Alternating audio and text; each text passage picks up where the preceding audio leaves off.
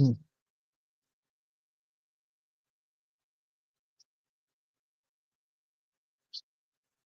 How's it going, everyone? Welcome back to the latest installment of We Are in Crisis, episode 13.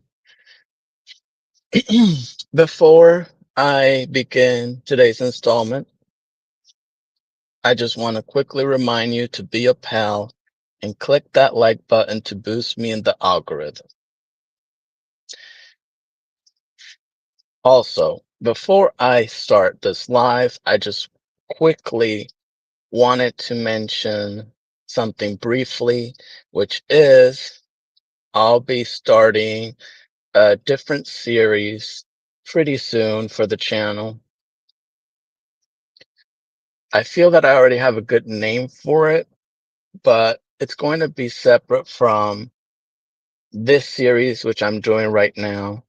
Essentially, if you don't know, and I don't think I've gone into specifics yet, but the We Are in Crisis series is just strictly talking about the degeneracy that's going on around the world, or people who are just completely far gone without any hope left to their name. That's essentially the point of this series. Sometimes it can be a little bit negative.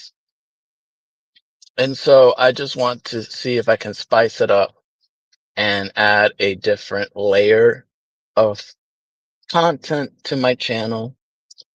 And that's by speaking about just general struggles or addressing people in general who make strong bullet points that just don't sit well with me, and I address those people head on.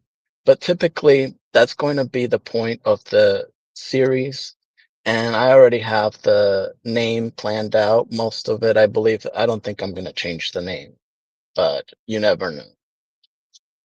So I don't know when I'm going to start this next series, if I'm going to start it next week, but just stay tuned. I believe I'll start next week because I already have a topic in mind, and it's based on a show that recently took place. So it should be good. But with that being out of the way, let me just start the introductions. Um, well, let me just start in general, right? So for today's installment, we're just going to discuss briefly a topic that I've seen here and there, but I never dived into it. I never really paid much attention to this topic, unless, of course, you're a true crime enthusiast, and typically you just read it and you put it aside and you don't pay no mind. But unless you are a true crime enthusiast, a true crime enthusiast typically goes over it in detail. I'm not on that level, so I keep it at a minimum. But I just want to discuss the state of affairs we are in. Unfortunately, we live in a day and age where we take everything for granted.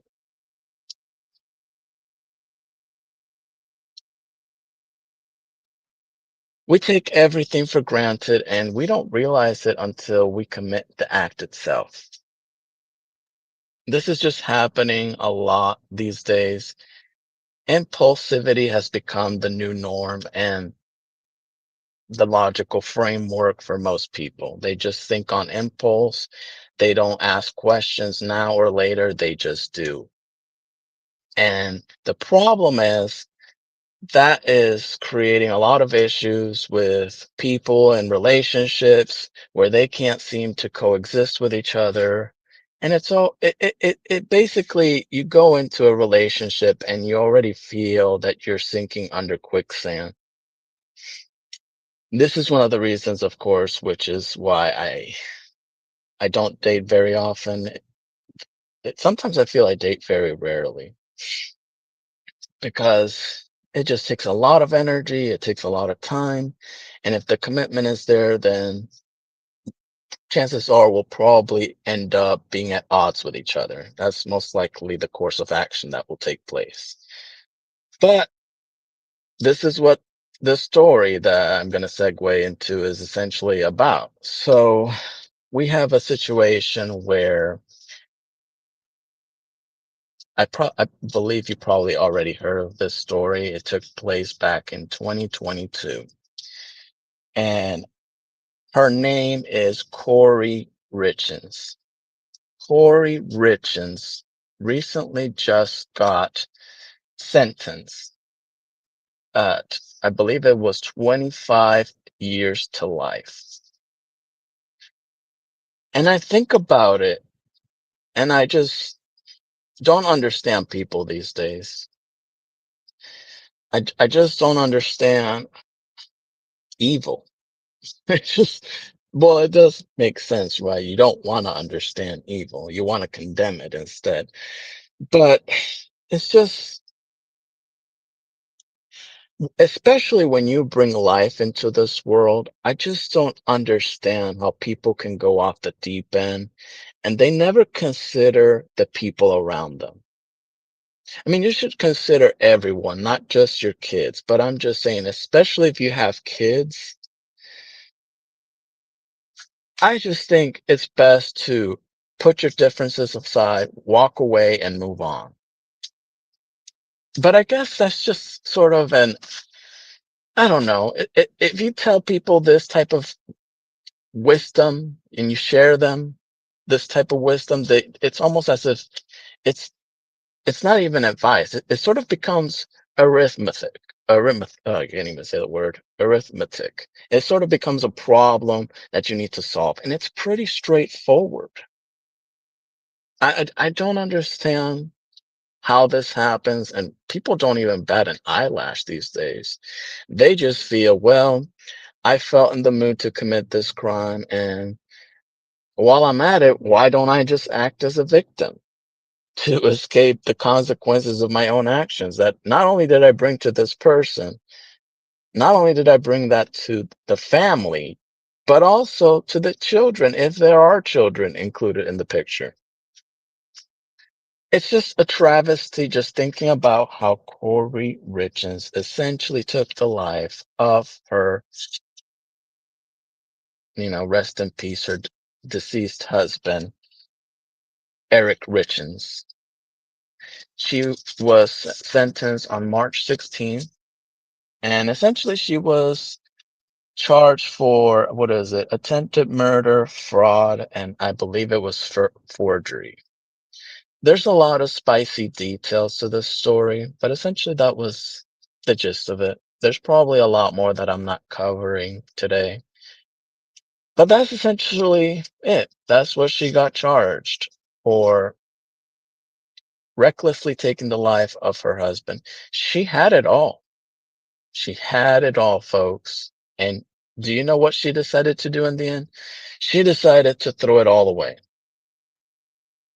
All away.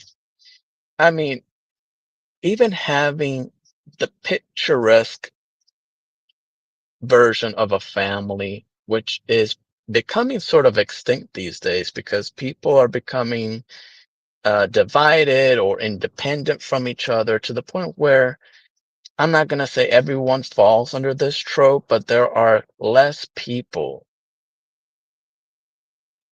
joining hands and creating a relationship amongst each other. That's just the truth and what's actually happening nowadays. And it just baffles me that you have everything. You've got, God, I don't know, millions of dollars. You've got a good husband. You've got three kids. You're living the life, and then you just decide to get yourself in debt, whether it was you or your husband or both of you together. But I'm going to say most likely it was her because she was the one who ended up putting a life insurance on him. And guess what? She took his life. She took his life. And it just makes me think, wow, you threw all of that away for what exactly? And let me tell you, folks, what really baffled me about this story is the Google searches.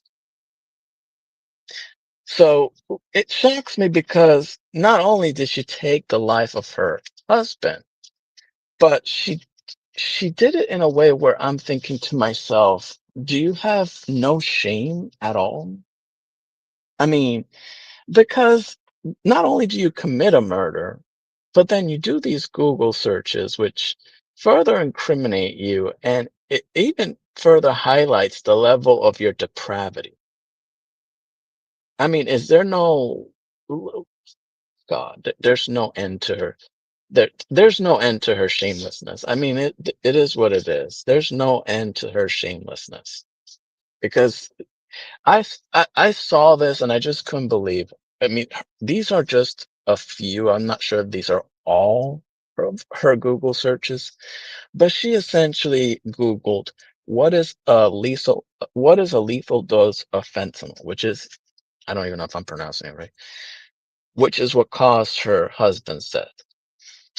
Then she says, then she Googles death certificate says pending, will life insurance still pay? And then finally, luxury prisons for the rich in America. I mean, you can't make this up. We're living in a soap opera these days, folks. We, we are living in a soap opera. I mean, they just keep flipping the script day in and day out, and they just come up with new material. And it just leaves me speechless. Again, you had a comfortable life. You had I guess the biggest issue is the fact that Corey Richens and Eric Richens shared a business with each other. They were, I believe, in the market of house flipping or flipping houses, which apparently it was in dire straits. And I don't know exactly who's to fully blame for that situation. I'm going to go on a limb and say it was most likely her. Her husband may have played a role, but if you look at the situation, and this is alleged, right? I don't know if the husband played a role or not. I'm just saying that they shared a business, so we don't know the ins and outs. But what I can say is that most likely she was the one who was unable to handle the responsibilities of running and managing a business, which is already hard enough. And that's what resulted in her wanting to take a life insurance policy on her husband without his knowledge for $2 million. On top of that, she withdrew at least around $100,000, I believe, from his personal accounts, savings accounts, personal accounts, etc. That's a lot of money. I mean, it's just she thought so much She thought so much of herself and what she wanted out of the situation. She didn't even think about the kids. Okay, she really didn't think about the kids. Um, then of course, what shocks me is that she ends up being responsible for her husband's unfortunate passing. And she wrote a year after he passed away, so I believe it was around 2023. She wrote a book, and I believe the book is titled Are You With Me? And I guess the book was about her struggles as a single mother and expressing the grief of losing her husband, which we know it was because of her that he is 6 feet under as we speak. And I'm just thinking, wow, I mean, even to profit off your husband's death is just a level of evil that I cannot comprehend. I cannot comprehend how she would go that far. But she did, and she did it rather remorseless, if you ask me. So it's just a lot. I mean, it's a lot, folks, to see how people just throw. I mean, you could say she had the American dream, but the American dream wasn't good enough for her. And you would think her children would be in the back of her mind somewhere, right? She would think, okay, I'm going to go ahead with this crime, which no one should do that, period. Don't sacrifice your freedom for a crime. But she didn't even think about her kids while plotting the crime. She didn't even think about it. Not one bit. It didn't cross her mind once. Not once. But it's just what really baffles me from this situation is, and you see, I'm sighing because it's just I just can't comprehend evil. And when I see this, it shatters me. I don't know. I guess you call me soft. I don't care. Maybe I am. It's just when I read these stories, I mean, hey, I could be stoic about it, but at some point I have to react and I have to sigh because it just makes me think like, wow, you were in such a fortunate position, better off than most of us. And this is how you choose to throw away your life? I mean, there's a difference. I mean, throwing your life in front of a vehicle to protect your kids or a family member or a friend, but throwing your life away by committing a crime you can't come back from, and you leave your children orphaned. I mean, well, I'm assuming there's a family that will take care. Maybe orphan's not the right word, but you know what I'm saying. They don't have a single parent. They have family that I believe took them in, but three boys, three boys end up alone without a father, without a mother. At the very least, they have family that can support them, but it's just sometimes you just gotta, you know, don't sit on that hatred for too long because eventually it will consume you. That's the bottom line. Don't sit on that hatred for too long because eventually it will consume you. Again, it just shocks the living hell out of me how this man knew his wife was plotting against him to an extent because I believe it was around February of 2022. I believe maybe it was a few weeks up to a month before he passed away. He had at least knowledge of what could happen to him because she apparently, allegedly, from what I remember, she served him a sandwich and it was laced with fentanyl. So that was her first attempt of trying to take his life. And then once March hit, March of 2022, that's when I believe she served him the Moscow Mule, and that resulted in his death. I believe it was the Moscow Mule, if I remember correctly. That's what resulted in his death, allegedly. That's what I remember. I don't know. It just leaves me in shock that you can do something. You can be everything that person ever wanted in a partner, and they still won't give a single flying you know what about you. This is why, in a sense, and I'm not sure if I can speak on people who are much younger than me, but this is why people are just at a point where they're ready to raise the white flag. Some people are just ready to quit on this idea of building relationships and creating families because it's become the same repetitive BS. where results just don't seem to happen favorably for the person who wants a relationship with that individual. And this is where we're at. Because look at this story right here. This story with Corey Richens ended up murdering her husband with fentanyl. Why? Because she was clearly off her rocker. I mean, obviously that's clear as day. But you ask the why, and the why just doesn't make sense. Repaying her debts?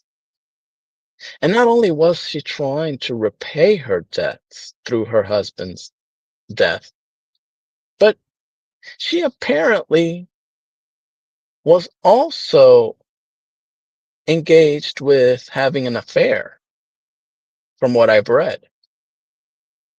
So not only were you doing it to repay your debts, because clearly to get a 2 million life insurance policy on your hubby speaks volumes about the type of debt you were in. And apparently this goes, look, this woman, she has a lot of other charges pending from what I read that consists of bad checks, mortgage fraud. I won't go the whole 9 yards, but she has a lot allegedly going on with her. A lot. There's a lot going on with her. But she threw it all away. And not only did she throw her life away by ultimately sacrificing the person she should have honored in the first place, but she left her 3 kids without a mom or a dad. I mean, that's just as wicked as it comes. I mean, this is why you gotta be careful not letting greed dictate your actions, because once you have something, you just want more until there's just no bottom line for you. You just want a life of luxury, but there's no dollar amount that will satisfy you. Because once you want more, it's almost as a drug, you just want more and more and more, and there's just no end in sight for you. You let money now dictate your happiness, and you pay the ultimate price by committing a crime that not only devastates, the family unit, but devastates the kids and devastates the people around you who supported you and your husband. But that didn't cross her mind at all. That was the least of her worries. She just wanted the payout, and that was it. As long as she had the payout, nothing else mattered. But I tell you, this is where we're at, folks. Happiness essentially has become, what can you do for me? What can you provide for me? Not in all instances, right? Because I don't want to sound vague, or I don't want people to take everything I say out of context, because it's very easy. But it's happening. Love isn't really about connecting or knowing the person you're with. For some, it is. But for a lot of people these days, it's just, what can you do for me? What can you buy for me? How much can you provide for me? And it's just like, this is why we're at this point where now we just have a woman who lost her marbles and killed her husband with fentanyl because the greed just took over. It was all about the money. It was never about the love. And now, I mean, let's see. You know what? I hope they put her in a dingy prison cell, because this woman literally took the life of her husband, and she has the audacity to do a Google search that says luxury prisons for the rich in America. And I'm just like, what is, oh my Lord. I mean, I just don't know how she can even think about that. She should have been Googling, how the hell can I pay my debts? instead of murdering my husband. That's what she should have Googled. I mean, that's what she should have Googled. But instead, I mean, I don't know. What does she think? She thinks prison is a resort? That they're going to have a jacuzzi or something waiting for her?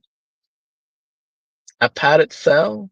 Like, I don't know exactly what she was waiting for, to be frank, but it just leaves me baffled. Because even if you did find a luxury prison, I mean, your freedom is gone. Your freedom is gone. Your life with your kids is over as we speak. You're done. There's nothing. I mean, unless they let you use your smartphone, right? And I mean, there are prisons like this, but that's it. And you're gonna eat the same sloppy 3 square meals a day. And that's what you call luxury life in prison, right? That's what you call luxury life in prison. I feel so sad for you. And I feel so sad for your pathetic choices too. Because you had a man in your corner who gave you 3 kids. You were living the life of a rich woman, and you still didn't give a damn. There was just no bottom line to your happiness because you were miserable, still looking for more and more. And that's what greed does to you. It makes you miserable because you don't have enough. You want the whole world in the palm of your hand. And because you can't have it, you take your aggression out on others. That's just how some people are. And so it's not easy being single. It's not easy being alone. I definitely don't want to co-sign that lifestyle. I've lived it for a very long time and it can make me feel miserable. But if you have to slave yourself away for someone who will not give a damn about your efforts and they're going to make you pay with your life, then by all means, I'd rather be living the single and fast life. If that's what we've reached as a society in terms of relationships, then hey, I'm not saying to don't hold yourself around either, right? Because that's how if you hold yourself around, that's how you'll spread the STD, which in some cases have grown out of control. But you know, live your life, and if you can find someone, that's great. But you have to vet people these days correctly, or if not, they'll take you for a wild ride that you may not be able to come back from. That's just the reality we're in. It's just the reality we're in. But hey, this is the decisions that she made, and there's nothing that we can say or do to erase what happened. Hopefully, her kids will have people who have their best interests at heart, and they will be wrapped in the loving arms of someone who will care for them and give them the unconditional love that their mother couldn't give them. It's just sad, when I see these types of stories, and I'm just thinking like, wow. Some of us would wish we would have a significant other. Some of us wish we could have a life like that because some of us in that position you were in wouldn't take that life, that good life, for granted. But of course, that didn't matter because all you were doing is you were focusing on Googling luxury prisons in the US. Maybe you should have just Googled, I don't know, how to be a good wife, how to be a good mother to your kids. Again, this just shocks me how she went to the deep end when this all could have been avoided at all costs. Just pay your debts, or better yet, don't get in business. Don't manage a business. You might end up regretting it because you might not be making as much as you want or think you should, and that's when the debt piles up. And it stacks up similar to a Jenga tower, and then it just falls all over you. But that's the decision. And she is going to be sentenced. I believe it said that she was going to be sentenced and she's going to be serving her 25 years to life in, she's going to be sentenced May 13th. But, that's essentially what I wanted to share with you guys. I'll probably revisit this story later on. I don't think I got all my ducks in a row with this story, and there's clearly a lot more that I want to express. But I think I did plenty for today. Next week, I don't know if I'll do a We Are in Crisis installment or if I'll do a new series. Obviously, stay tuned. Uh, what was I gonna say?